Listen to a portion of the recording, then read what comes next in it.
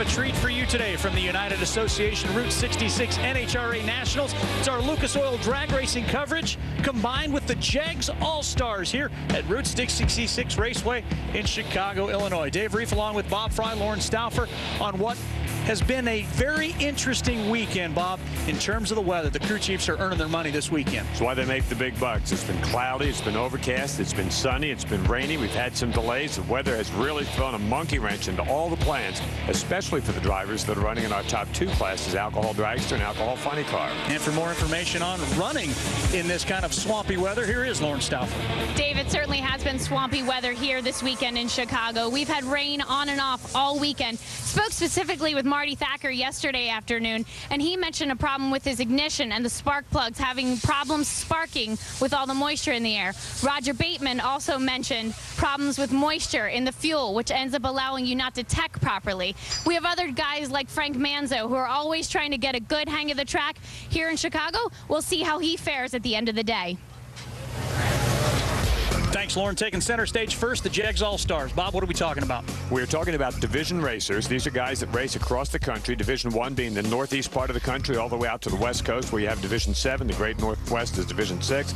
Drivers earn points at divisional races on the Lucas Oil Series during the year. The best in each division come here, get to race. They get to square up for individual honors, and then you add up all the team points, and there's a team championship. That blocker thing you see right there, that is normally the guy that won the race last year, gets to come back here again, invited back. He can run, but the blocker does not earn points, but he can keep guys from other divisions from earning points. And the double-up bonus, if you win in the Jegs All-Star, come back and win Sunday. It is a big-time payday for these sportsman racers. The Jegs paying out $119,000 to the team and individual winners. Let's find out what's gone on in round number 1. Get you up to speed. How about Sean Cowie and Bill Reichert? He's the champion of this class 4 times running. But he's not a winner in round 1. Nope, he is the big kahuna, but right now he is the big loser because Sean Cowie goes on down and gets the win at 5:33, and Cowie, a very solid team. It's almost hard to call that an upset. Ken Webster, Andy Bull, this is a great race. 2 of the drivers I mentioned have probably never been on the same racetrack before. And at the top end, Andy Bull from the Division 3 area takes out Ken Webster from all the way out there in the west. Let's go to Comp Eliminator. Talk about Arnie Martell, the tough runner, taking on the champion of the class, Bruno Massel, the guy who won the All-Stars a year ago. Bruno's got that really trick, turbocharged, little 4 cylinders, about 9 cubic inches. I'm rounding off. Onboard camera, watch him run down, run past, and get the win over Arnie Martell. Let's go on board for the entire run. You can see Martell gets out.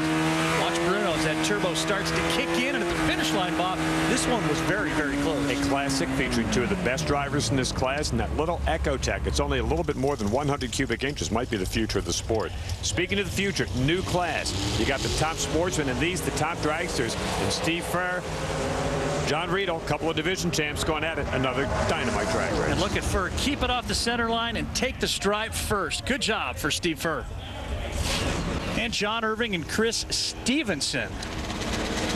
An Aspen wagon. Oh my gosh, you love Aspens. We love Aspen station wagons. I mean, it's hard to believe you can come to the racetrack and tell somebody you raced and beat an Aspen wagon who got beat one. Hey, that's a Buick Apollo in the left lane there, and it's going to be Chris Stevenson, the Division 3 champion, at the stripe by just that much. These racers are so good at what they do. Racing for individual honors, but also team honors, as you see the photo finish cam. And let's find out how the team standings are right now as we've completed round number 1, heading to the semifinal round. And how about divisions 1, 2, 5, and 6 all tied?